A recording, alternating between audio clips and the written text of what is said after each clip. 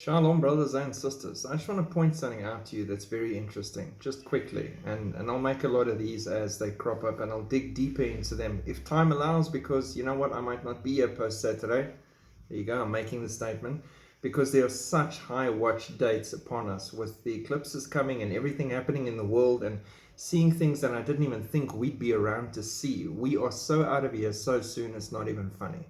So again, I'm going to pop these out as they come to me and as I spend time with the Lord. The first one is this. They've called this operation Al-Aqsa Flood, right? And they're flooding at the Israelites, at the Jews. They're coming at them, slaughtering them, trying to cut them off from being a nation and remove their name from existence. It is horrifying. It is beyond Nazis. They say it's worse than what the Nazis did at this stage, in the same point. I mean, they're chanting "gas the Jews" in Australia. And it is worse than ISIS, and they found ISIS flags and things like that, and ISIS workbooks amongst the terrorists that they've neutralized. And they've been planning this since end of 2022, also documents found on these bodies. And the world, complicit with the evil media, now saying that all of this is fake, and the pictures of the dead babies have been doctored and all these things. The world is moving into an anti-Semitic, anti-Israel, anti-Jew space, where it was in 1939, which was a 7-year Shemitah cycle.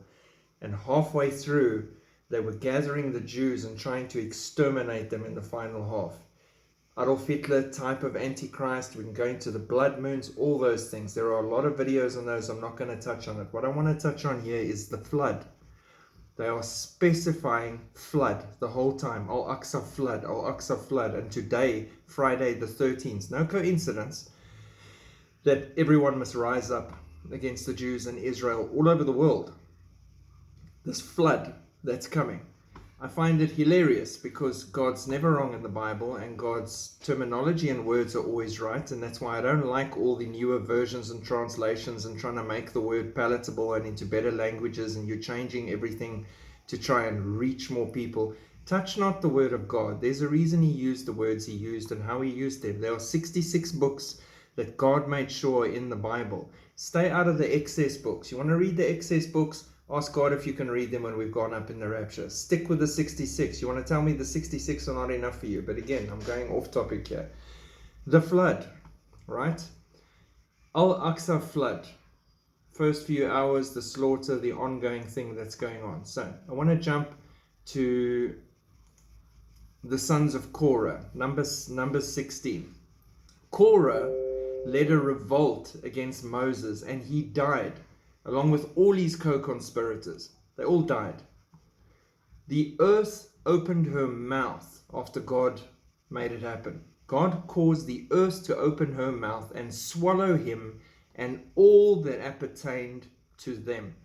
They gathered him and all his co-conspirators that were against Moses, and all of them stood there. The rest of Israel stood aside, and God made the earth open up and swallow them whole. Gone. Not his sons, though. God makes a special point of pointing out further on in the books that his sons did not stand with their father, and so they were spared. The point here being, they were swallowed by the earth. So imagine a massive earthquake and the earth tearing open under their feet and them all going in and the earth shutting again.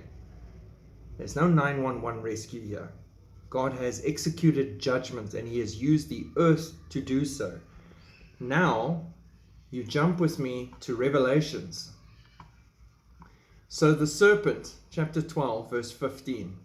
So the serpent spewed water out of his mouth like a flood after the woman, Israel, that he might cause her to be carried away by the flood. Second time. But the earth helped the woman, and the earth opened its mouth and swallowed up the flood which the dragon had spewed out of his mouth. And the dragon was enraged with the woman, and he went to make war with the rest of her offspring, who keep the commandments of God and have the testimony of Jesus Christ. So let me put this in a timeline for you.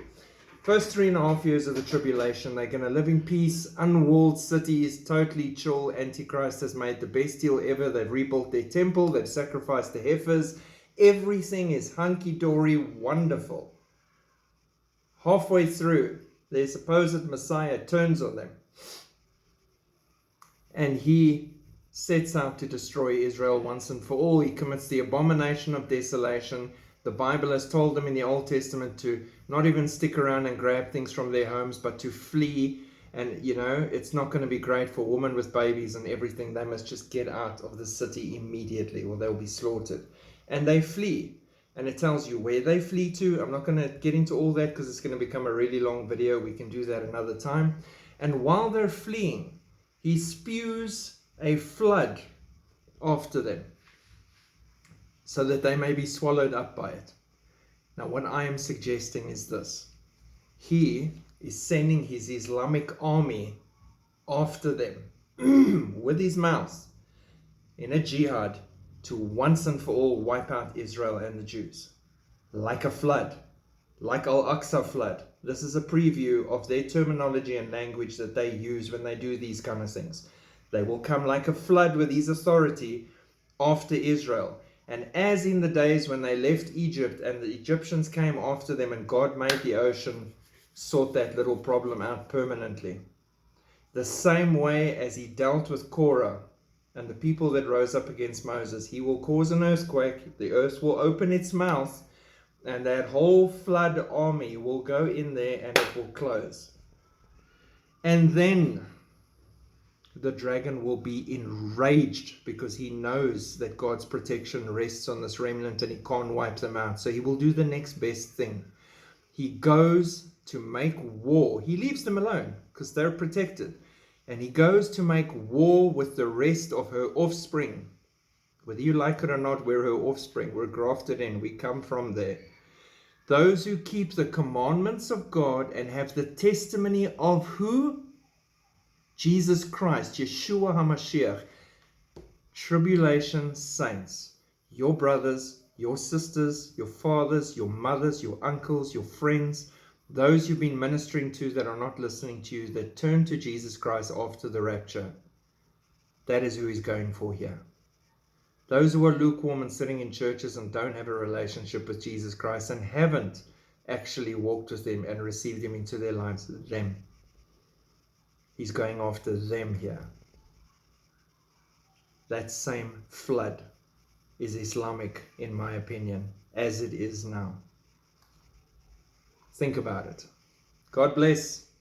Keep looking up because the hourglass has run out of sand and I'm at the tick on the glass part to see if there's any little pieces stuck on the sides that we might still be here for. Shalom.